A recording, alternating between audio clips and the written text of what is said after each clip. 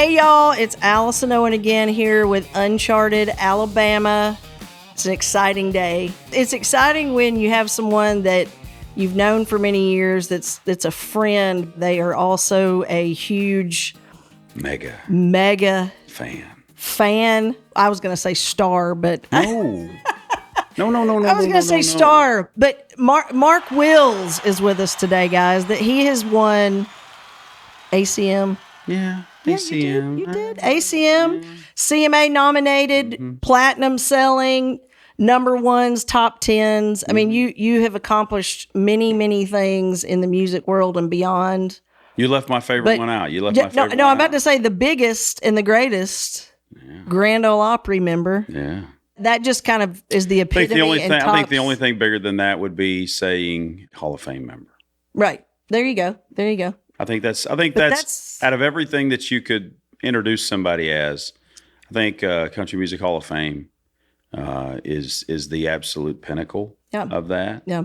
But Grand Ole Opry member's pretty dadgum good. Yeah. When did you first become aware of Alabama? If you remember, or kind of just a general. I don't know. Yeah. I don't know that I was paying a lot of attention to my homes in Alabama. Okay, gotcha. Yeah. Okay. What I mean by that is the first single. Yeah, that was the first single. Yes. No, I got you. I don't know that I really paid attention to that first song. Yeah.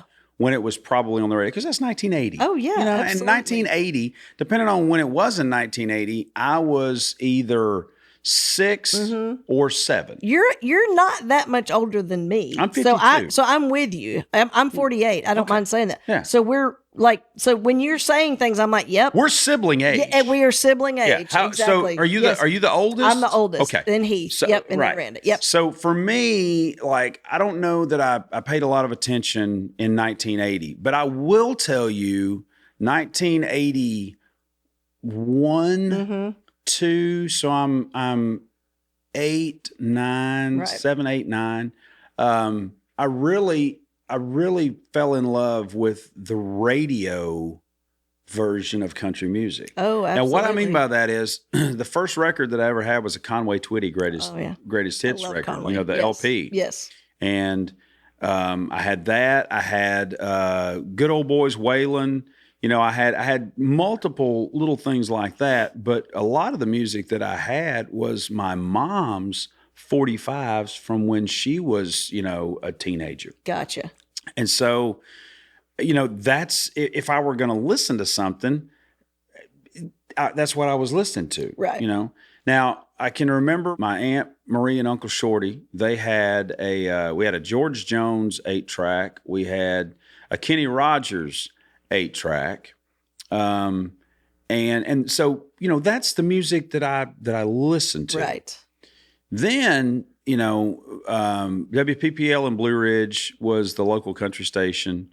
US 101 in Chattanooga Right, yep. was the big station. one, the big station like in our The area. reporting station. Right, Yeah. exactly. As if people even know what that means anymore. Yeah. And so for me, I started hearing, Tennessee River. I started hearing stuff like that on the radio, and probably because my cousin Scott and Maria, those are my older cousins. Right. That's probably what they were listening to. Right. And so, I can remember my cousin Scott having a cassette, box, the big double-decker box. I know exactly what you're talking about. Yeah. The brown pleather. Yes. Oh, yes. Yeah, the absolutely. Snap. Yes. Snap. Yes. Yeah, I know. So he had that, and I can remember being in the truck with him or his Bronco. I can remember riding with Maria, and they were listening to that stuff. I didn't have any older brothers and sisters. Right.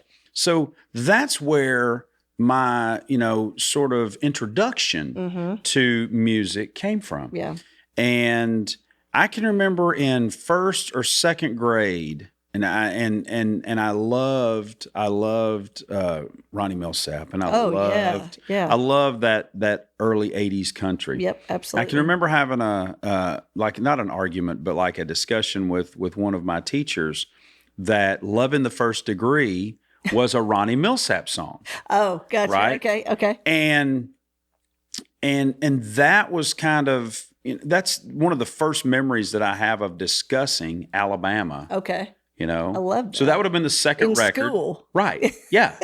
Yeah. School, as we say. Yeah. But that's when I really started falling in love with that early 80s country music. And, you know, and like in very short time, you know, had My Home's in Alabama cassette and the Love in the First Degree cassette. And, you know, and then as time progressed, you know, knew all of those songs, knew, you know, and at the time was a drummer. Oh, okay. So didn't play guitar. I mean, I had a guitar. I didn't know that. But I was a drummer. Yeah. And to this very day, I have the drumsticks that Mark Herndon gave me. Oh, cool. For I think it was probably 85 or 86 when Alabama played for a Braves game. I was there, I think. I think that we used to go all the time. We would sit in the box with Ted Turner. Right. Right.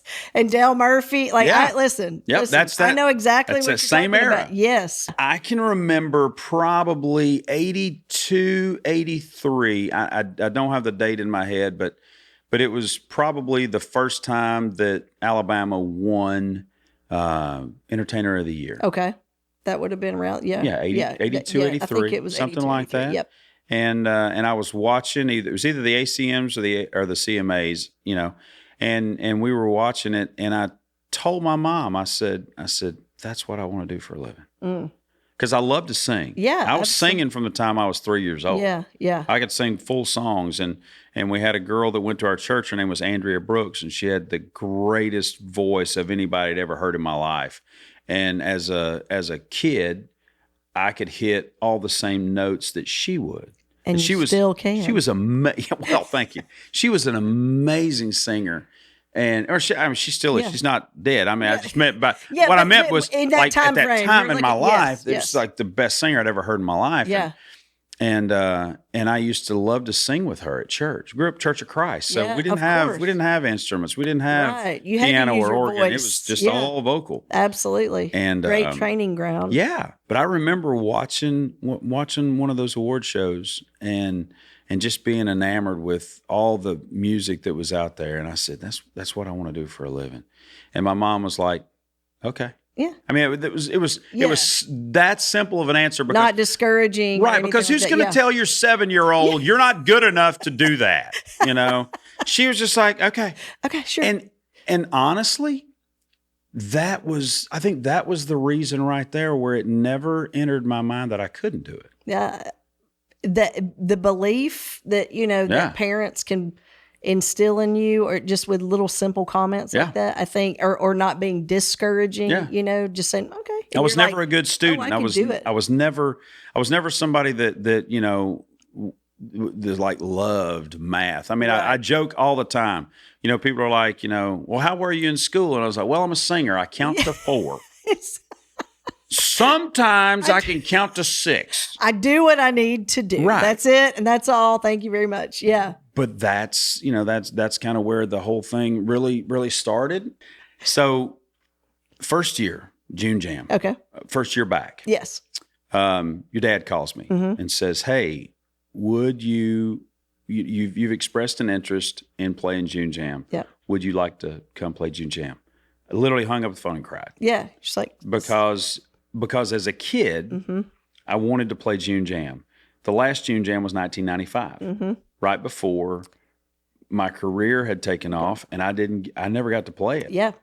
So I wanted all of my family that could make it. I wanted all of them to experience it with me, you know, because like Jamboree in the Hills, like all of those big festivals, exactly. That was the major festival for me. Absolutely. You know? And at the time when the June Jam was out, it was the first. It was the first. Everything else was out west, like We Fest and different things. Yeah. So go ahead. So it was the first for me that I knew of. Right. So I sent my wife and my daughter our daughters and sister-in-law over a day early. They wanted to go over to Fort Payne, and your mom had hang out. invited, them to come over and do some stuff. So I guess the town decided, okay, well, we're going to have like a thrift sale or something in downtown, right? Right. And so Kelly goes in, and my Kelly, and they're shopping downtown.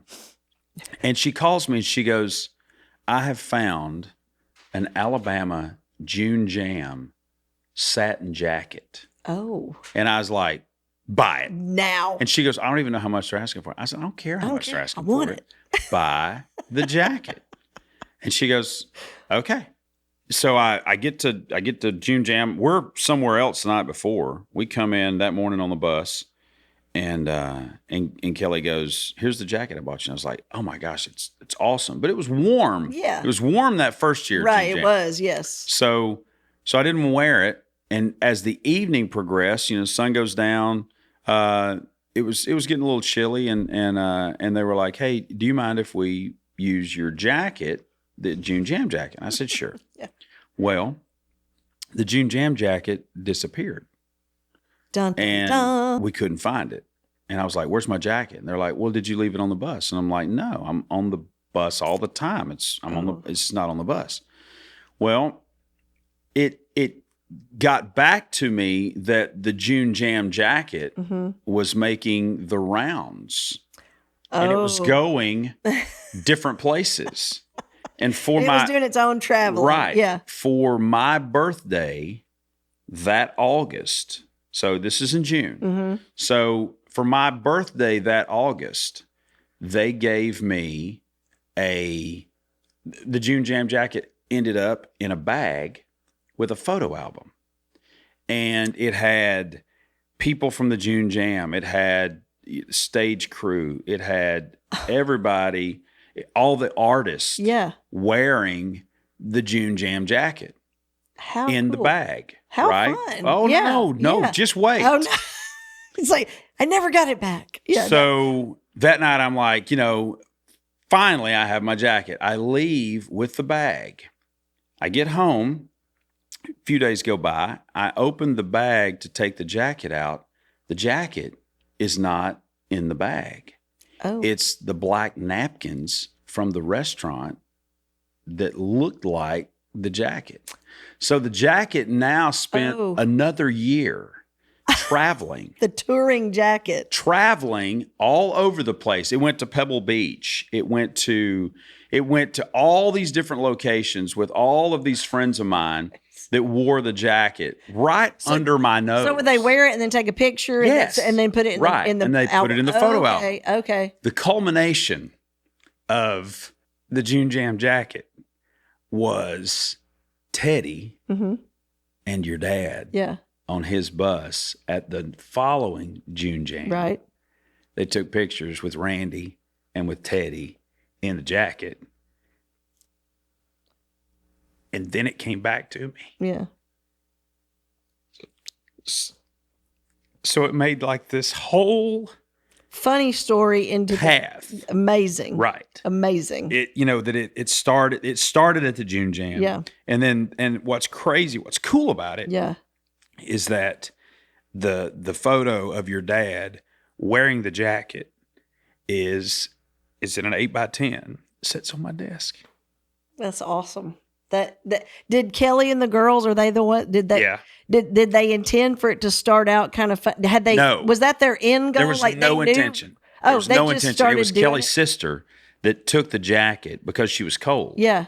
And it disappeared. It just started. But what a magical, wonderful. It was great. I mean, see, again, I always, those are things that I look at it and it's like God moments because it turns into this just sort of, it's like an affirmation. Yeah. You know what I mean? In Absolutely. my opinion, it's a thing, from just wanting to play the June Jam and all these things. She was there early and got the jacket and it made the rounds. And then the culmination of it. That's the culmination of how it actually came back to me. And what's funny is that the next year, so second year, first year that your dad gave us a June Jam guitar. Yes. And the second year, he gave us a belt buckle. Yep. And And my sister-in-law goes, I really like that belt buckle. Oh no, And I was like, I'm cold. I need the belt. I was like, if you touch that belt buckle, I will kill you. That's what you're like, And, she's and like, the my only belt needs a belt buckle. the You're like, only no. person that I've let wear that belt buckle, aside from myself, is my youngest daughter. Daughter, I was about to say yes. Macy gets to wear the belt buckle if she wants to. Didn't she take the Croak and Beer Frog shirt that we gave you? Yes. Yes. She said, I'm wearing this at work. That's what she said. She does. And you're like, all right, baby. All right. Yeah. Yep. She's got I thought I remembered that. Yeah. She's like, I love this. Yeah. Let's do the song. Let's do the pick of the song that you sent me. Specifically, she put the Sad and Alison songs, which is one of my very I love that song. Yeah. But Dad did text me, and then we were talking on the phone too, and he said, so she put the Sad and Alison songs. He said, well, I thought it was going to be a monster hit. It should have been a monster hit. And he did not remember. He said, I got to think about it for a minute. I don't really remember why we never, it didn't get put out or whatever.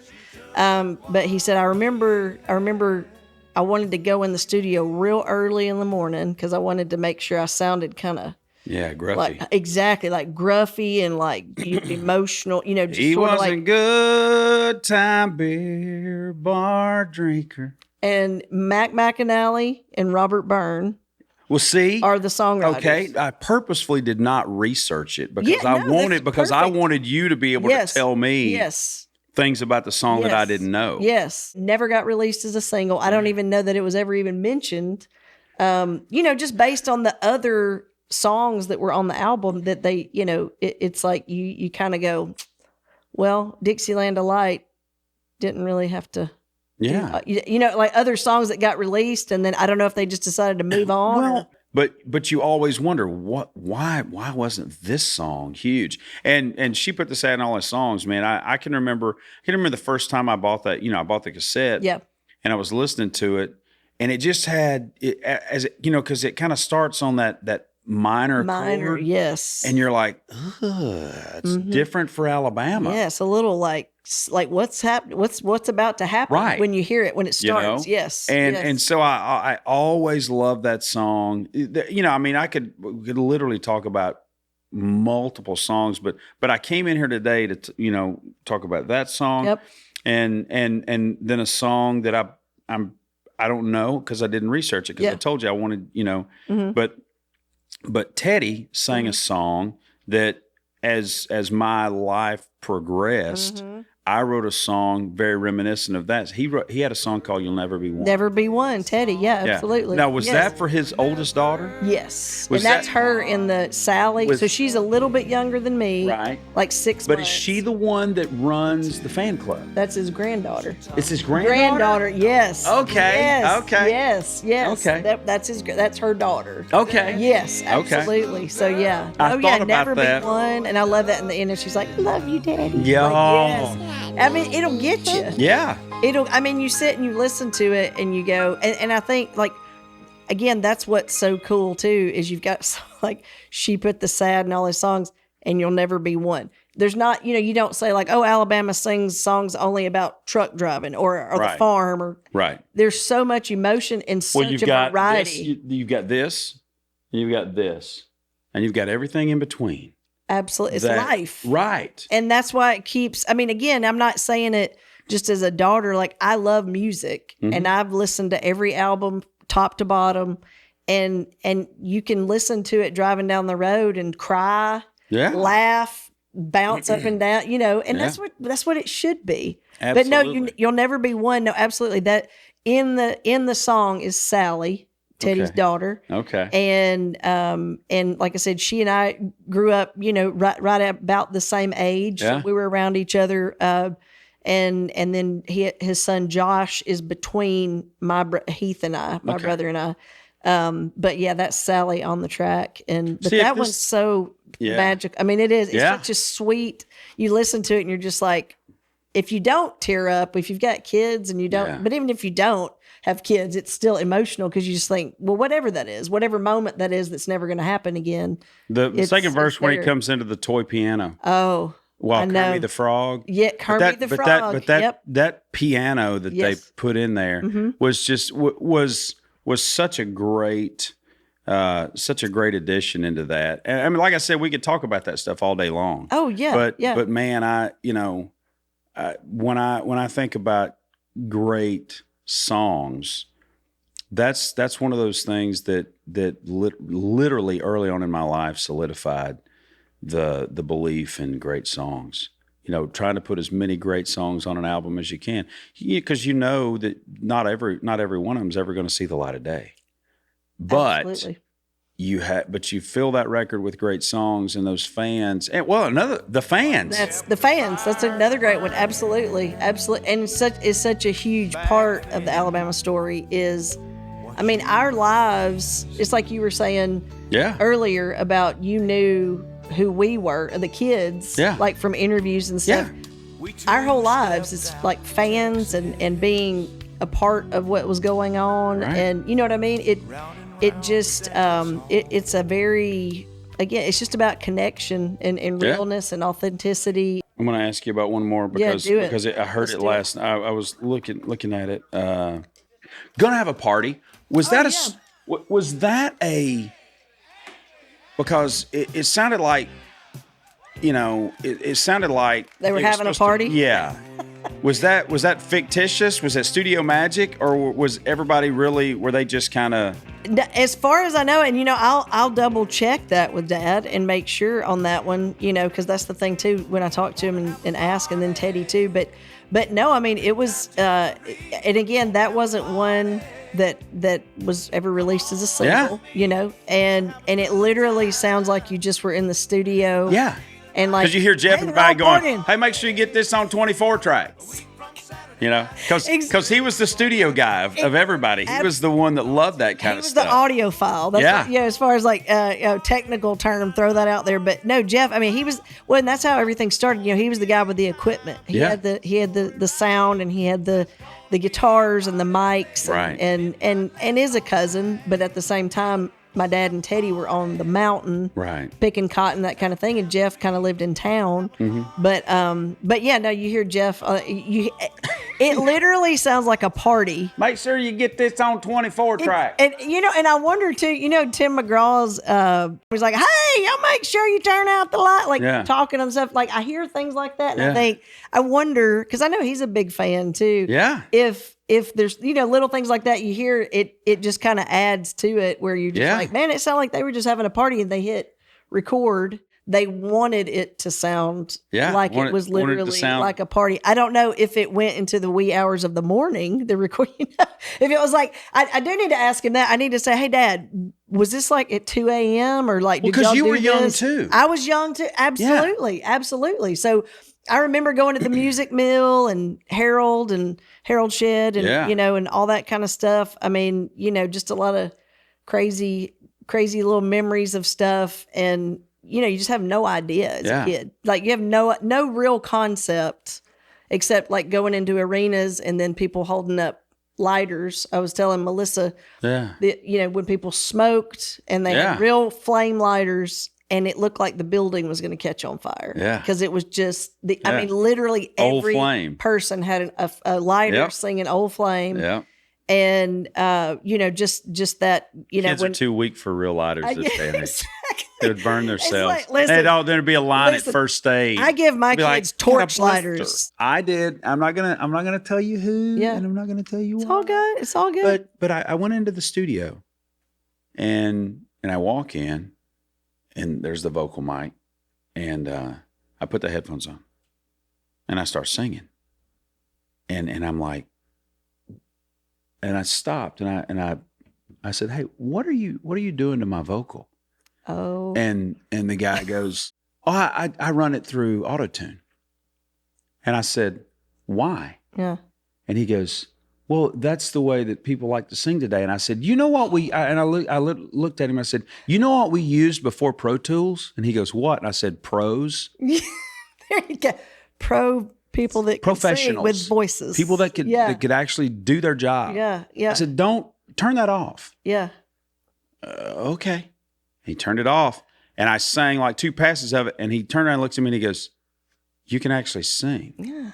And I was like, "Yeah." Daddy don't lie. And I didn't mean that like egotistical, but No. but like I got into the music business because I love to sing. Right. Not because I thought of it as a hobby. I went to school and honed my craft. Absolutely. And learned how to do my job. Right. Not decided one day out in my garage, oh, I've got a MacBook. I can make a record. Absolutely. There was one that I saw last night. It was recorded live, but I think it was probably recorded at the June Jam. Is it I'm not that way anymore? Okay, here's a great story. This could be a whole other episode, but so I asked Dad that the other day. I was listening, and I said, Dad, so I was at the house, at my parents' house, and I'd gone up because they've got like this little area where they've got just like records and different things. I used to go through and listen to Dad's record collection because he had like Gordon Lightfoot and he had a really eclectic collection. But anyway, I was looking through the records and I noticed that it was, if you're going to play in Texas, you got to have a fiddle in the band, of course. And the B-side, well, it wasn't the B-side. It was the A-side. The record I saw, the A-side was I'm Not That Way Anymore. Okay. And the B-side was If You're Going to Play in Texas. Really? And I said... Was that a misprint? Well, I said, Dad, what's the deal? He said, well, we were all just sitting around on tour. Yeah. And Mark even is in on the ride. Like it's the four of them. And he said, we were just like, we just want to do this. And so it was in Reunion Arena, which is Dallas. And he said, so when they say that, they literally wrote it on the bus. Yeah, so we wrote a song on the bus tonight. We're going to play a little something else new. And that's true. It's not BS. Like they literally wrote the song, they went up, played it, and they wanted it to be a single. But when they shipped it to radio started playing the fiddle, like If You're Going to Play in Texas. Okay. And people were like, yay. And then they were just like, what? And then it just kind of, again, some of the stuff with Dad, I say, well, why didn't y'all do that? And he's like, Sissy, what's what he calls me? Sissy, we were just, it was like it was a machine. Whirlwind. Yeah. Like you just, and then they're like, you didn't do an interview. You got to do this. And it's like, well, wait, why wasn't that a sing? You just keep moving. So that's one of my favorite songs. And here's the other thing, the reason that it came to mind, they did a video for it. There's a video for I'm Not That Way Anymore. They filmed it in Fort Payne at the old high school. Yeah. And stuff like that. And so that's what also, I said, wait, Dad, why did y'all do a video for this song? Then I found the record upstairs and I thought, well, this is flipped from what I thought. Yeah, so again, so that's another song that I love that they wanted, I think, the intention when they did it was to kind of be a single, but then radio started playing If You're Going to Play in Texas. Well, see, I started listening to it last night. Yeah. And I was going through and so I took my guitar out. And, I love that and one. I realized that, like the guitar's out of tune. Yes. Guitar's out of tune. Yeah, yes. And, and so I knew that just by kind of the sound of it, that it had to have been recorded live. It was probably one of those things where they brought the truck in and did it, like the mobile studio. Yep. Had to be. Couldn't do it then like that, like we can now. Yes. Everything now is multi-tracked. Back then, you would have had to have brought the truck in to have and run separate lines. Exactly. Because your front of house sound was going to be different unless it was just a literal board tape. Right. And they would have never done a real just board tape. Yeah, I don't think it would have turned out that way. Yeah. But no, when he's playing, like, I ball the tire on my Chevrolet. Yeah. To press the girls that I date. Yep. Mark's back there. Like all the little things that they did, like, I love that song. Yeah. But again, that was and I was going to bring that one up too if you hadn't, because I found that out and I thought that's fascinating. Yeah. The whole little thing, because I always wondered, that's awesome. They did a video and I thought maybe they did it just to film it in Fort Payne. Yeah. Kind of a cool. Nope. They did it because they thought it was going to be a single. Well, and that moved on. But that shows you right there that there's two different sides to it. There's the industry side, yes, the business side, absolutely, and then there's the personal side. But I heard that Alabama was coming to the Omni. It was Charlie Daniels and the Bellamy brothers. That sounds right. Yeah. Right. Yep. So they were coming to Atlanta. They said tickets go on sale Friday morning. Right. And so I was excited. I was like, man, this is my chance. This is my chance to go see Alabama. And so, they gave the phone number to Ticketmaster. Tickets went on sale, and I called Ticketmaster. And like I said, I'm 8 or 9, maybe 10, getting it done. And I call Ticketmaster, and I ask them to hold me 2 tickets, and the lady said, "Well, I'm sorry, but you need a credit card." And I said, "Hold on," and I ran up to my mom and dad's room. And I knew where the MasterCard was. Yeah. Mm-hmm. And I took it out of the little box in my mom and dad's room. And I went back downstairs. And she asked for the credit card number. And I read her the credit card number. And at no point she said, "Sir, you sound very young." She never said. She said, "You sound like a 5-year-old. How do you have a credit card?" Exactly. It's like Home Alone when he goes and pays for the hotel. Exactly. It's like where I used the talk box and I turned my voice way down low. I gave them the credit card. They mailed the tickets to my house. And my mom, and I never told my mom that I had used the credit card, but the tickets showed up. And she wanted to know how I had bought these tickets. And I fessed up, and she was so mad at me that she would not take me to the show. Oh. However, okay. She let a lady from our church take me to the show. Oh, okay. So I got to go see the Bellamy brothers. Yeah. Oh. Alabama, the Bellamy brothers, Charlie Daniels, and Alabama at the Omni. Then all the lights go out. Yeah.